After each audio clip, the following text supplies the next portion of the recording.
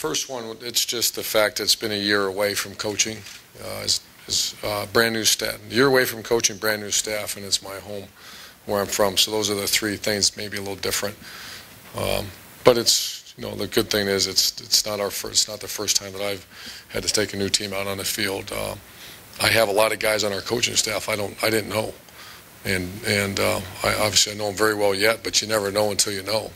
And that's, you know, practice reading off a script in period 12 as opposed to second quarter, 13-16 left on 4th down and 2 on your, you know, whatever. Those are all situations that will be first-timers for us. And that's the first time now in 10 years that I've had to do that, especially on offense. On defense, Mike and Luke have been together, but you got two brand-new guys. So that's probably the biggest thing difference going into this one. Usually I've had complete continuity on offense. And now this is completely new. Second part, Steve? Second part, the contract part, yeah, I've been doing great. I actually got to see her play volleyball on Saturday night, so.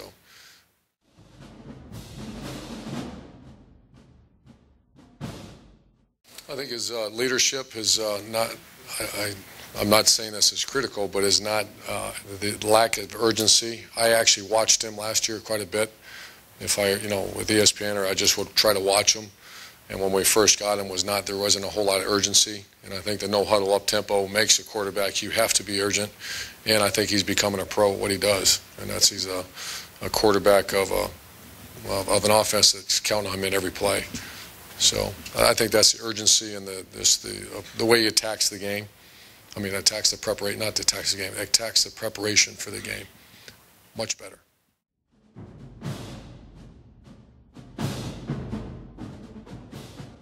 It's completely different than our spread.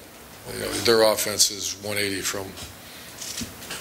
They're a spread that throws it. I mean, we're a spread that probably at the end of the day we might be 50-50. We might be 60-40 run pass, but we're line up and come rocking off the ball type of spread offense. They're more of a drop back pass with that quarterback, a tremendous player, and that receiver's really good. Those two kids can play anywhere in America.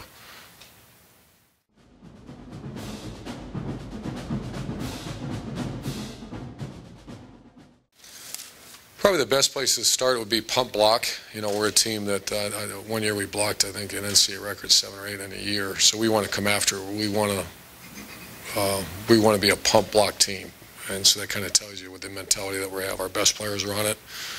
We want to change the game. We play the game of field position, which means that any opportunity we can to go force a bad punt or go after a punt, we will.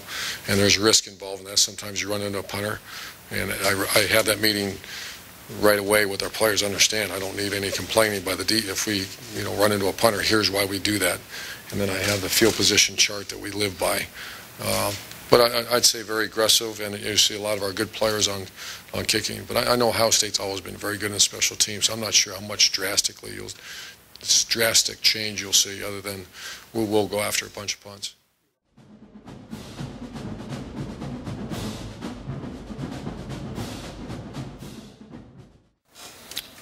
Oh, Bob, that's a great question. I think I've always been kind of up front, and even maybe a year away after having more appreciation of what everybody's job responsibilities. I can come in and say, boy, the guys are really trying hard, and we'll try to win one at a time, and I leave the room, and I'm not sure that does anybody any good. If someone's doing very well, it's my obligation, I think, to tell you Garrett Goebel has come from nowhere to be a captain. And because this is all about 18, 19, 20-year-olds, not some 48-year-old coach, or all due respect to you guys, it's about these players. And I just think honest assessment, honest evaluation, and to a point, honest, being honest with the media, so you guys know if this kid's not playing, why. That's because he's not doing very well, and he has to do a little better in certain areas. I will also use it as motivation for a player. I like the fact that when every once in a while read something about our players, they're sick and tired of hearing that. The receivers, well, good. That's you should be. If you're a competitor, if you're not a competitor, it doesn't matter to me. I don't care what coach says, and don't really care what people think. And that's aren't the guys that usually change who they are. So that's why, Bob.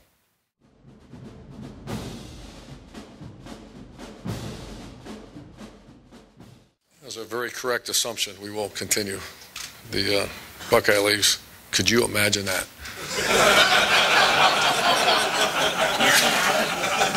security everywhere I went. We're actually going to have a nice thing up in here, and Buckeye Leaves is something that I remember, and I want it. I mean, I know everybody's made it tremendous. You know, I have two guys on my staff, former players, and I have Yule and Hake, and you know, I love the Buckeye Leaves, man. I want it to mean something to them. We're going to call them up in front of the room, and it's going to be.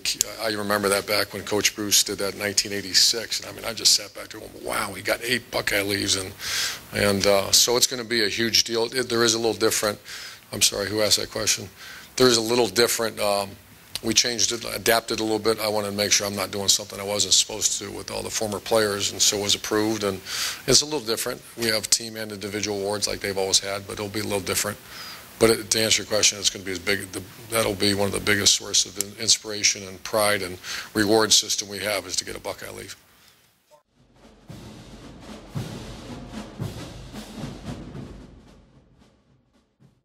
First, Braxton has come a million miles. I think he's fairly comfortable.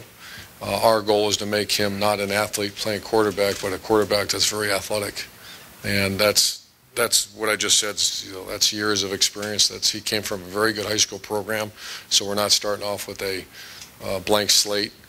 Obviously, he's been a major college quarterback for about 90% or 80% of a season last year.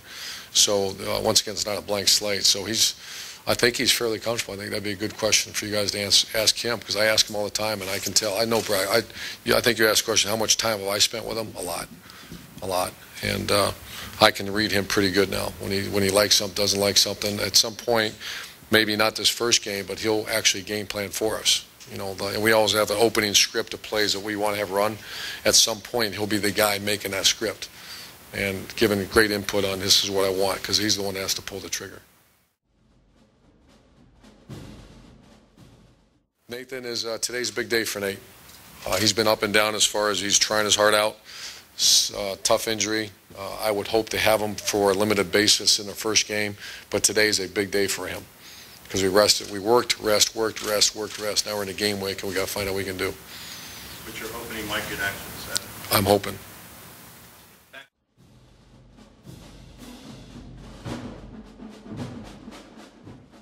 I'm pleased.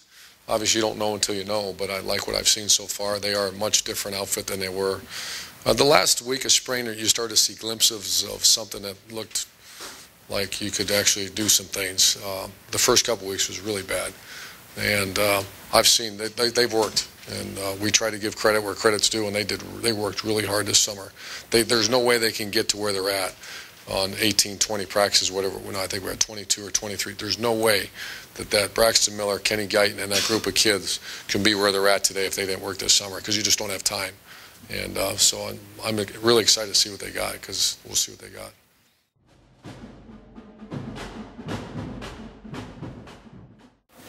Really young, and I'm biased because I love the guy, because he gives you everything he's got. He's so sincere about what he does. I've known him for several years now because we recruited him when I was at Florida. His God-given skill level is really high, so our expectation level is an all Big Ten type player at some point. I don't know if it's this year, but he has that skill level. Some guys just don't have that skill set to play at that level, but he's got to have a good week of practice. I wouldn't say he's game ready yet. You know, he needs a good Monday, Tuesday, Wednesday. He missed a couple practices during training camp, so he's got to get game ready and keep his weight up. I think he's 226 today. We have to, that's 15 pounds. I just want to say more than he was last year, and so, but you can't help but like Ryan Shazier. He gives you everything he's got.